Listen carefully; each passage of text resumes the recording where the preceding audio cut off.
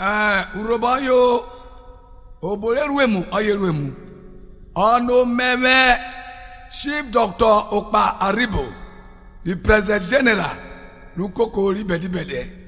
Me fo were na me muria. Akpona na koke koke mi ofo wa anu memu. Ejowo mi gbogbo kereji ko yun. Ko wa lo mu tete ori apo. Wo kro wa memu pa yan mi ko wa isimeti. Ji won le isimeti ko ko kemu kemu. Mo de se mo gbe mo. Je, wo da gbo no bori poro radio mre ti wo ka gwo. What does your go and can go away? One of your quame. We won't be yo. How many do you ever? You grew ever, who grew ever now? Who grew ever, who you grew ever, who grew ever, who grew ever, who remember you bought. O Sigala Matala dog with the over Gallery. You grew ever. Okpan Jari, Bosigi, Gallery. You grew wild, you know. You grew wild,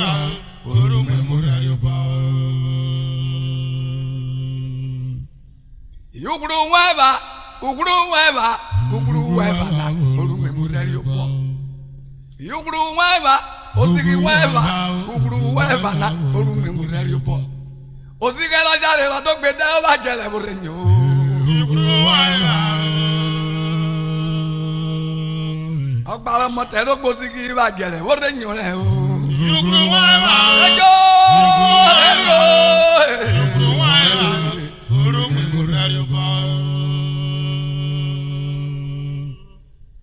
I did go and then we look before we go and then they will see Bonu Memu. Are you go not say to Wobo, but of Yakwame? Sure.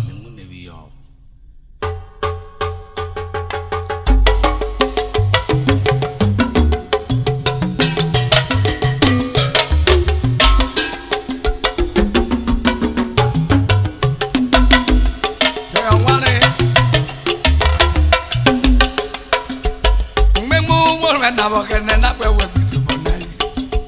Osigi walk, but never can never work with you.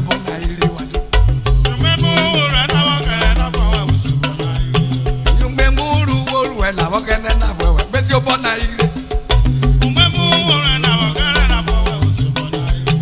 Oh, Motella Yakpo, Momo Memu for it.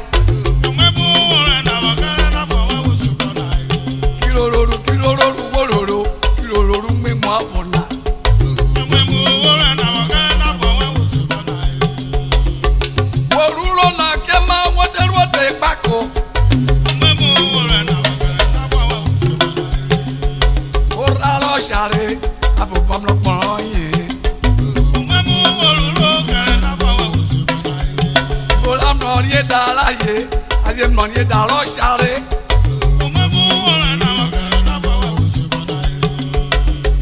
Walk way a coco, kill the police in Betty. Omrana womu, what I'm rona womu.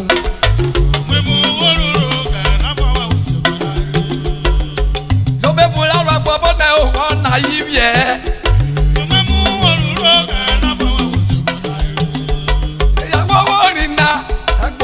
Mother will not be a away. I Johnny da, came up for Rubia back for her. I shall know what you're here. What miss your Bonu Memu?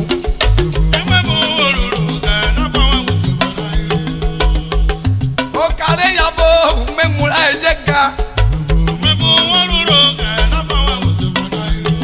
Ayo for debure, ora mi lolare.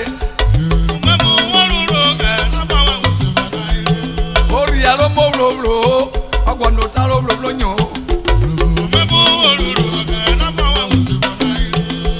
Ifa kilo lo, ana ye kate ashari kwe.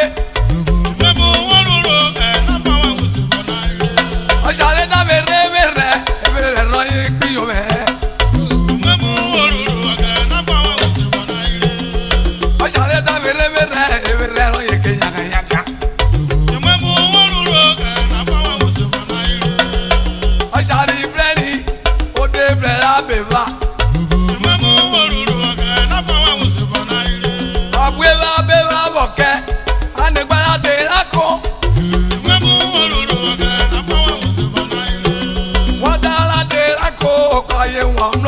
enwe ugwuro ke wewe ila ko koyi ke wo oshari bi yomi oshari no inuri adela kure la koro ajo wo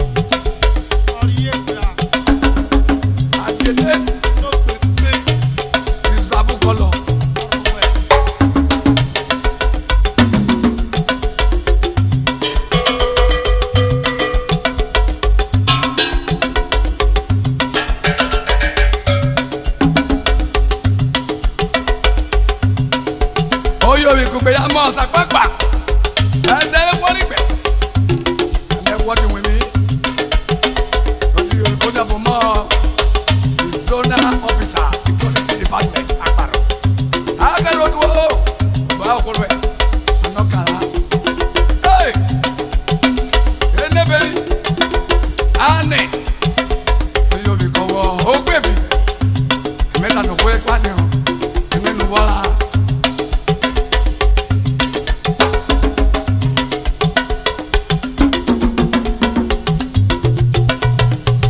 Hey, professor.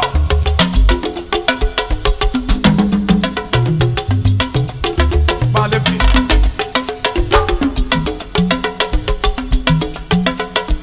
Ejoyola, onya fuwele sieni, akale adeyeruwe, Mr. John, akale, alokufa barwa.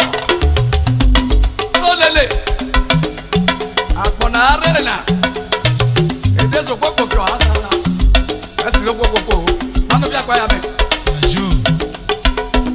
Yesebe kpoka o medala, yesebe kpoka o medala, esi lo kore koko le, mi tu kola.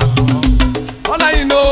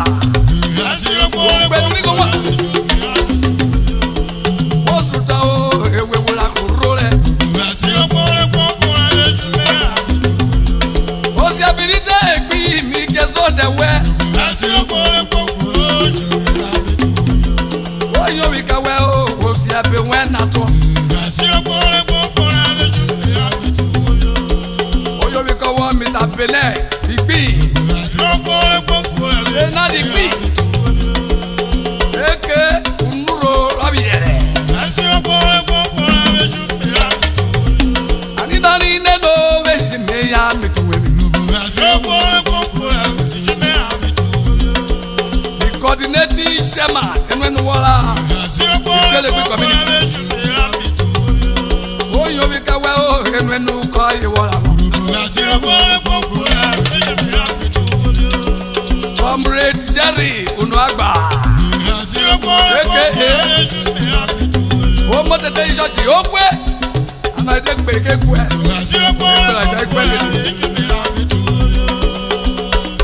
di piaro enu wala mo si su ku etejo o yo bi ko weta tutubo o gbe be kina no be meya mi tu we bi o kina no be meya mi tu we bi o His Royal Highness enu wala yo bie ofubie enu wala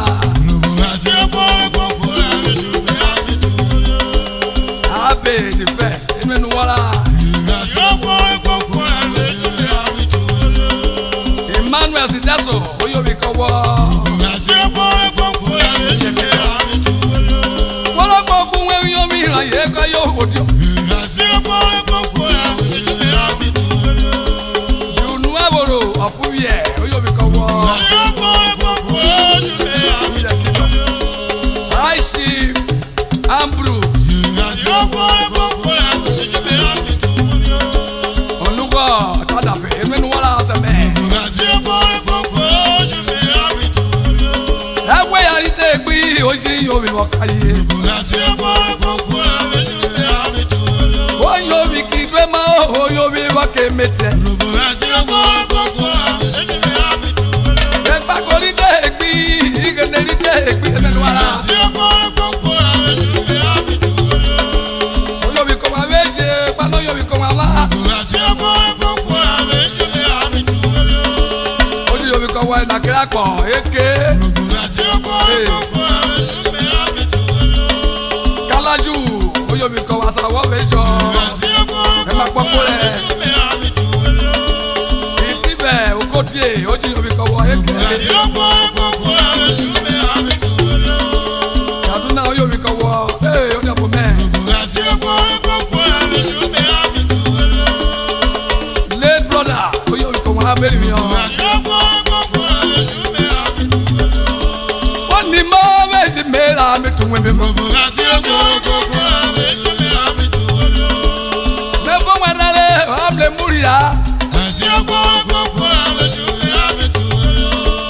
Oyo bi ko wa veje gbe de yelo wa veje financial secretary Instead of community oyo bi ko wa veje business Arhibo aka amabale menu wala on your me Oyo ni golu kokona Instead of community treasurer oyo bi ko weta tutugo Mr. Apoy menu wala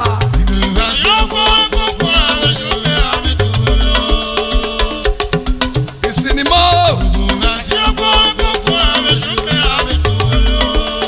Ole kiru kokona orwelo rona Electric and all services Petroleum department oyo bi ko wa vejo Federal University oje wasana electricity na veje What did they be olele rinoko Ukpolo kwaya me oyo bi wo ki maternity eje water supply buke bukete wi wene nu vejira ye olele na jebe no Jerry Unuagba aneye rukoko itaza klo oyo bi ko wa veje Ogwata no yo bi ko wa ba yo bi ko